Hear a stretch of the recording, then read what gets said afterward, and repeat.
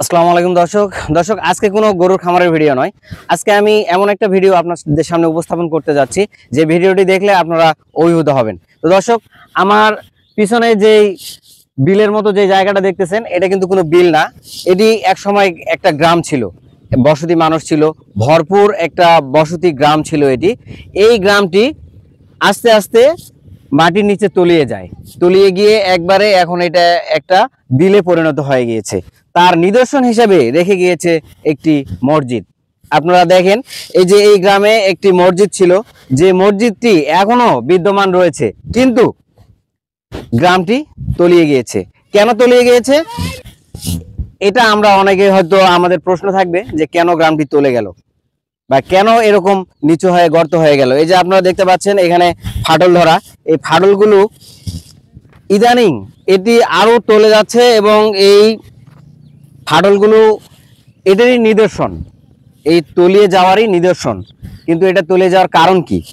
এটির কারণ হচ্ছে পাশেই আমাদের দিনাজপুর বড়পুকুরিয়ার যে কয়লার খনি রয়েছে, বড়পুকুরিয়া কয়লার খনি।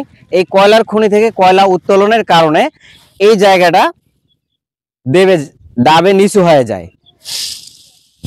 আমরা জানি যে 1985 সালে এই কয়লার খনি আবিষ্কৃত হয় এবং 1995 সাল থেকে কয়লা উত্তোলন শুরু হয়। এই কয়লা খনির মোট আয়তন হচ্ছে 6.68 কিলোমিটার, 6.68 বর্গ কিলোমিটার জুড়ে রয়েছে কয়লা।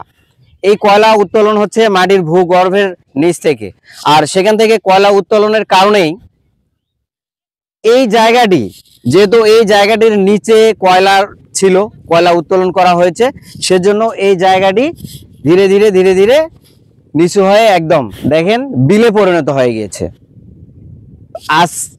এখন এই জায়গাটি হয়ে গেছে বিলে পরিণত এবং আস্তে আস্তে অদূর ভবিষ্যতে এটি আরো কত ভূগর্ভে তলিয়ে যাবে আমরা কেউ জানি না। এখানে নিদর্শন হিসাবে আরো কিছু জিনিস রেখে গিয়েছে, আপনারা দেখতে পাবেন। এখানে নারিকেলের গাছ রয়েছে, যেহেতু এটা পুরো একটা গ্রাম ছিল, এই গ্রামে বসতি ছিল। আর এখন গ্রামে বসতি নেই, শুধু একটা মসজিদ আর রয়েছে কিছু নারিকেল গাছ। আর এখানে আল্লাহ তাআলার এই অশেষ আল্লাহ তাআলার ঘর মসজিদ যেহেতু এখনো বিদ্যমান, যার কারণে এখানে প্রতি বছর ঈদের সময়ে একটা মেলা বসে। ঈদের দিন থেকে শুরু হয়, কয়েকদিন, এক সপ্তাহ ব্যাপী এই মেলা চলে। তবে এই মেলা বিশেষ করে বিকেলে মেলায় সমাগম বেশি হয়, দর্শনার্থীরা আসে এই জায়গাটি দেখার জন্য, উপভোগ করার জন্য। স্থানীয় দর্শনার্থীরাই এখানে বেশি ভিড় জমায় এই জায়গাটি দেখার জন্য, উপভোগ করার জন্য। তো দর্শক, আমি এখন আপনাদেরকে নিয়ে যাব এই মসজিদটি একটু ভালো করে আপনাদেরকে দেখানোর জন্য। এরপরে আমি ঘুরে আপনাদেরকে এই বিলটি দেখাবো। দেখেন এই গ্রাম বিলে কিভাবে পরিণত হয়ে গিয়েছে। তো দর্শক, আসুন আমরা একটু মসজিদটা দেখে নিই।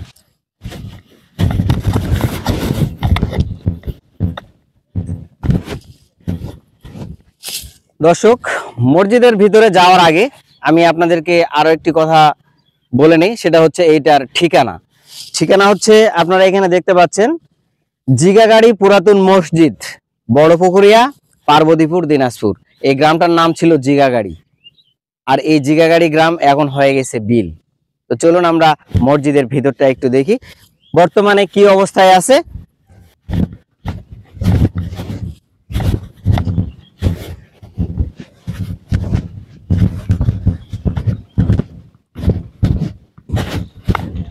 দর্শক, আপনারা দেখতে পাচ্ছেন আমার সামনেই এই সেই আল্লাহ তাআলার ঘর, যে ঘর এক সময় মুসল্লিয়ে ভরপুর ছিল, আজান হতো, নামাজ হতো, প্রতিদিন 5 ওয়াক্ত নামাজ হতো, প্রতিদিন 5 বার আজান হতো, শুক্রবারে জামাত হতো। আজ এই মসজিদ কি অবস্থায় পড়ে আছে? মুসল্লি নেই, আজান নেই, নামাজ নেই, শুধু কিছু দর্শনার্থী আসে দেখার জন্য। আল্লাহ তাআলার কি নিদর্শন, কি অপার নীলা, যে পুরা গ্রাম তলিয়ে গিয়েছে, কিন্তু আল্লাহ তাআলার ঘর মসজিদ এখনো বিদ্যমান রয়ে গেছে। আপনারা দেখতে পাচ্ছেন এই মসজিদটি অনেক কারুকার্য করা। এই গ্রামের লোকগুলো ছিল অনেক ধর্মভীরু এবং ধর্মপরায়ণ, যারা এই মসজিদটাকে নির্মাণ করেছিলেন অনেক সুন্দর করে, সুন্দর শৈলী দিয়ে। এখনো এখানে দান বাক্স রয়ে গেছে, আপনারা দেখতে পাচ্ছেন এই যে দান বাক্স রয়ে গেছে। তো মসজিদ যেহেতু পরিত্যক্ত, তো আমরা একটু ভিতরে যাব ভিতরের অবস্থাটা কেমন দেখার জন্য। তো আসুন আমরা একটু ভিতরটা দেখি। দর্শক আপনারা দেখতে পাচ্ছেন ভিতরে পরিত্যক্ত যাকে বলে, একেবারেই পরিত্যক্ত। এখানে হয়তো কিছু লোকজন থাকে, এই যে যেহেতু এটা বিল হয়ে গেছে, এখন এই বিলে মাছ ধরে, ওনারা এখানেই থাকে। এই সেই মিনার যেখানে দাঁড়িয়ে, এই সেই মেম্বার যেখানে দাঁড়িয়ে এক সময় মসজিদের ইমাম খুতবা দিয়েছেন। আজকে পুরা মসজিদ পরিত্যক্ত অবস্থায় পড়ে রয়েছে। খুতবার জায়গা রয়েছে, মেম্বার রয়েছে দাঁড়ানো, নামাজের জায়গা রয়েছে, কিন্তু নামাজ হয় না। মসজিদের ইমাম নেই, মরজেম নেই, মসজিদ রয়েছে। আল্লাহ তাআলার অশেষ করুণা এবং অশেষ মেহেরবানি যে তার ঘর তিনি সযত্নে রেখে দিয়েছেন, তলিয়ে না গিয়ে। হয়তো এটা এক সময় এটিও বিলে পরিণত হবে, সময়ের অপেক্ষায় মাত্র। তো দর্শক আমরা এই মসজিদটি দেখলাম। আমরা এখন যাব যে গ্রামটি একেবারেই ভূগর্ভে তলিয়ে গিয়ে বিল হয়ে গিয়েছে, যেখানে এখন মাছ ধরা হচ্ছে। মাছ চাষ করা হয় না, কিন্তু এলাকার লোকেরা এখানে মাছ ধরে। তো চলুন, এখানে কিছু নৌকাও রয়েছে, স্পিড বোট রয়েছে, যেগুলো দিয়ে দর্শনার্থীরা এগুলোতে চড়ে আনন্দ উপভোগ করে। তো চলুন আমরা একটু দেখে নেই সেই বিলটা।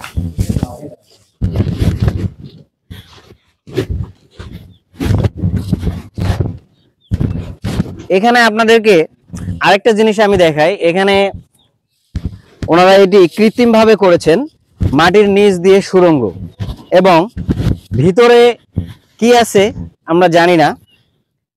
আমি জানি না ভিতরে কি আছে এই সুড়ঙ্গের ভিতর দিয়ে। তো এখন আমি এই সুড়ঙ্গের ভিতর দিয়ে গিয়ে আপনাদেরকে দেখাবো এর ভিতরে কি রয়েছে, কি করা হয় এখানে। তো দর্শক চলুন আমরা এই সুড়ঙ্গের ভিতরে দিয়ে যাই এবং ভিতরে দেখি কি রয়েছে। চলুন আমরা ভিতরে গিয়ে দেখি। কৃত্রিম ভাবে করা, দর্শনার্থীদের জন্য এটি করা হয়েছে। তো আমরা দেখবো এর ভিতরে কি রয়েছে। তো আমার মোবাইলের ক্যামেরার লাইট হচ্ছে ততটা ভালো নেই, তো দেখি অন্ধকার করতেছে ভিতরে। আমাকে তো একটু ভয় ভয় লাগতেছে।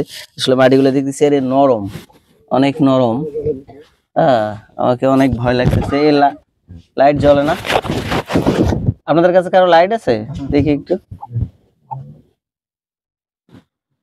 হ্যাঁ, এই জ্বলিছে। দর্শক আমি এই যে একজনের মোবাইলের, আচ্ছা, এই যে আমি একজনের মোবাইলের লাইট নিয়ে দেখতেছি যে সুড়ঙ্গের ভিতরে আসলে কি রয়েছে। এই যে আমরা দেখতে পাচ্ছি এখানে এই যে ঘর, এটা হচ্ছে, ও এখানে কি কফি হাউস?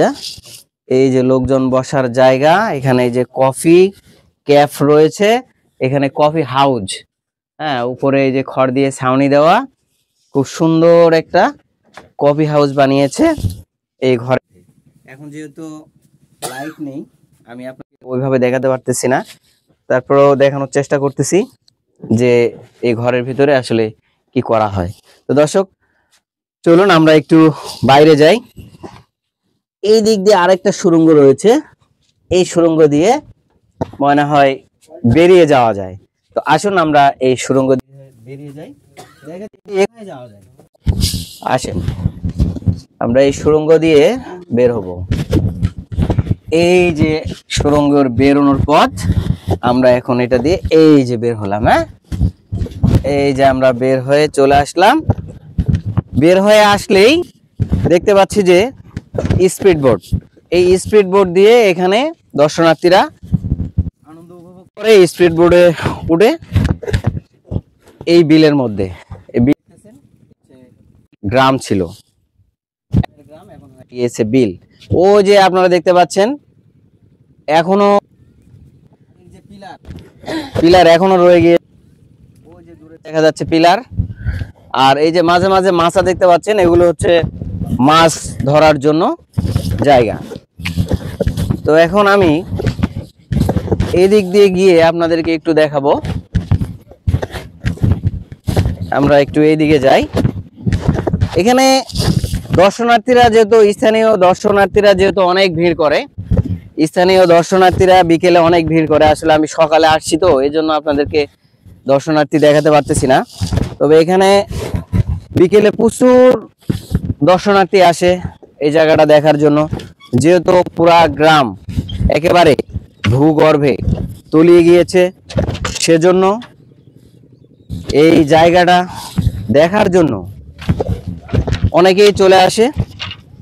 আর আমিও আসছিলাম এই জায়গাটি দেখার জন্য এবং আপনাদেরকে দেখানোর জন্য। তো দর্শক, আপনারা দেখতে পাচ্ছেন পুরা এই গ্রাম, এটি এই এত বড় একটা জায়গা, যে জায়গাটি এখন পুরাটাই বিলে পরিণত। এই গ্রামটি শুধু এটি না, পাশে আরো একটি গ্রাম ছিল, সেটিও ঠিক এইরকম ভূগর্ভে তলিয়ে গিয়েছে। তো দর্শক আসুন আমরা একটু সামনের দিকে যাই। এটি হচ্ছে কৃত্রিমভাবে করা, দর্শনার্থীদের সুবিধার্থে এখানে এসে তারা যাতে একটু নিজেরা আনন্দ উপভোগ করতে পারে, সেজন্য ওই যে দূরে দেখতেছেন নৌকা, জাল ফেলানো, মাছ ধরার জন্য মাছ ধরতেছে। পাশে ধান ক্ষেত। শুধুমাত্র এখানে একটি ফসলও ফলানো যায় এই এলাকাগুলিতে, সেটি হচ্ছে এই যে ইরি, বড় বড় বড় ইরি ধান। হ্যাঁ, বর্ষাকালের যে আমাদের আমন ধান, সেটা কিন্তু এই এলাকায়, এই এলাকাটার মধ্যে হয় না।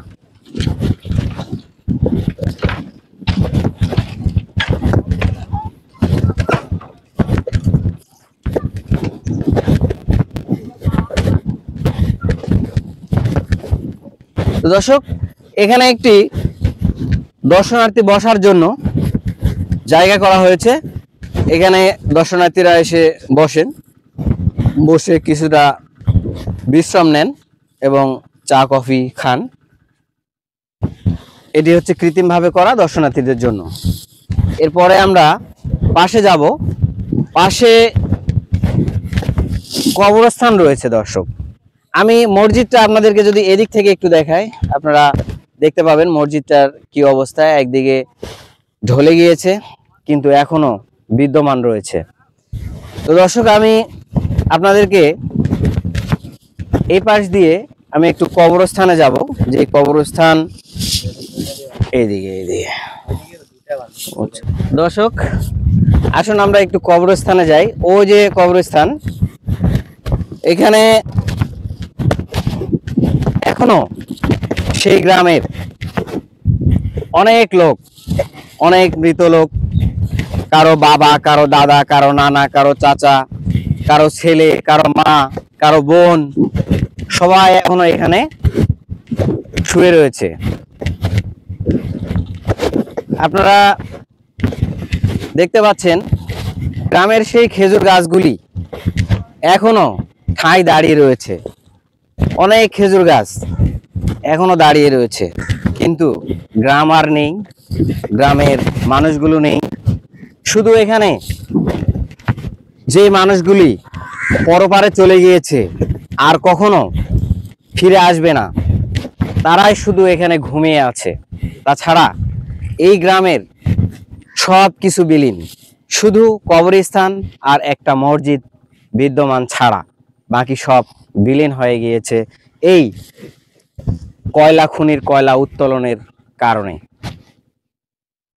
মাটির 1200 ফিট নিচ থেকে কয়লা উত্তোলন করা হয়,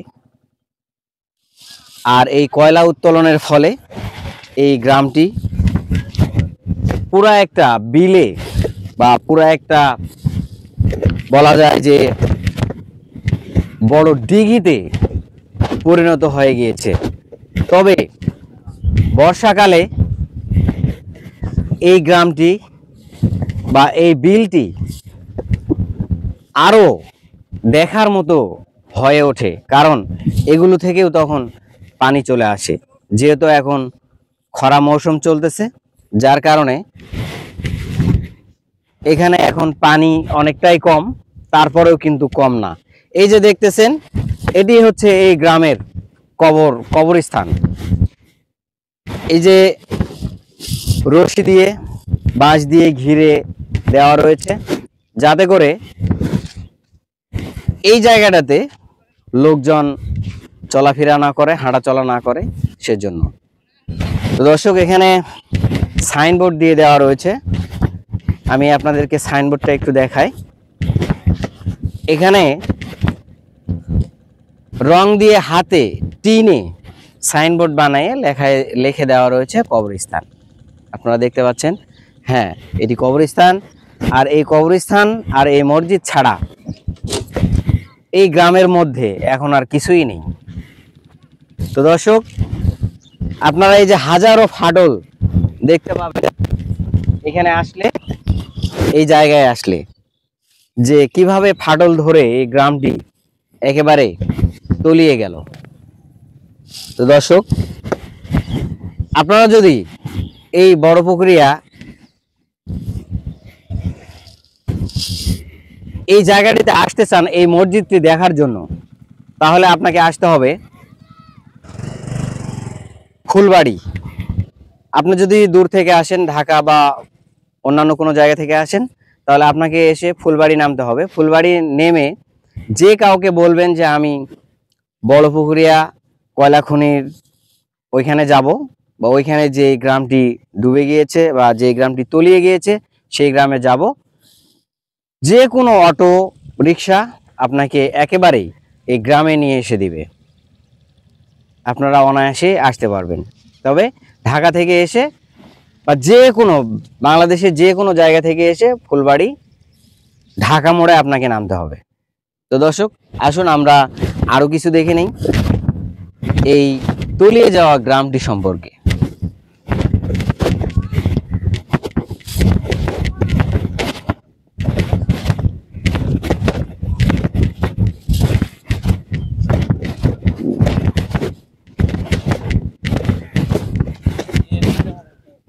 দর্শক, এখানে যেহেতু মেলা বসে, আপনাদেরকে আমি আগেই বলেছি, এখানে টিকিটের ব্যবস্থা রয়েছে। এখানে টিকিট কেটে ঢুকতে হয়। এখানে কয় টাকা টিকিট রাখা হয় ভাইয়া?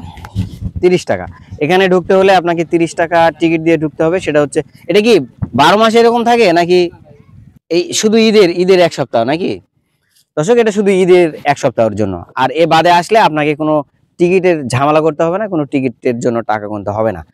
এখানে জিগাগাড়ি গ্রামের নাম, জিগাগাড়ি পুরাতন বাজার মসজিদ। এই জিগাগাড়ি পুরাতন বাজার মসজিদে আপনি দেখার জন্য আসতে হলে আপনাকে আসার জন্য যেভাবে আসতে হবে আমি আপনাদেরকে বলে দিয়েছি। যে কোনো লোক যে কোনোভাবে ফুলবাড়ি ঢাকা মোড় বাস স্ট্যান্ড এখানে এসে নেমে যে কাউকে বলবেন বড়পুকুরিয়া জিগাগাড়ি যাব, জিগাগাড়ি পুরাতন মসজিদ দেখার জন্য আপনাদেরকে এখানে নিয়ে আসবে। তো দর্শক, আজকের এই ভিডিওটি আপনাদেরকে কেমন লাগলো অবশ্যই কমেন্টসে জানাতে ভুলবেন না, এবং চ্যানেলটি অবশ্যই সাবস্ক্রাইব করবেন। পাশে থাকা বেল আইকনটি বাজিয়ে দিবেন পরবর্তী ভিডিও নোটিফিকেশন পাওয়ার জন্য। তো দর্শক, আজকে আমি আপনাদেরকে গরুর খামারের ভিডিও না দিয়ে এই ভিডিওটি দিয়েছি। এই ভিডিওটি আপনাদের কাছে কেমন লেগেছে অবশ্যই কমেন্টসে জানাবেন। দর্শক, আজকে এই পর্যন্তই। ভালো থাকবেন, সুস্থ থাকবেন। দেখা হবে পরবর্তী ভিডিওতে, তবে গরুর খামারের ভিডিওতে নিশ্চয়ই। তো দর্শক, আল্লাহ হাফেজ। আসসালামু আলাইকুম ওয়া রাহমাতুল্লাহি ওয়া বারাকাতুহু।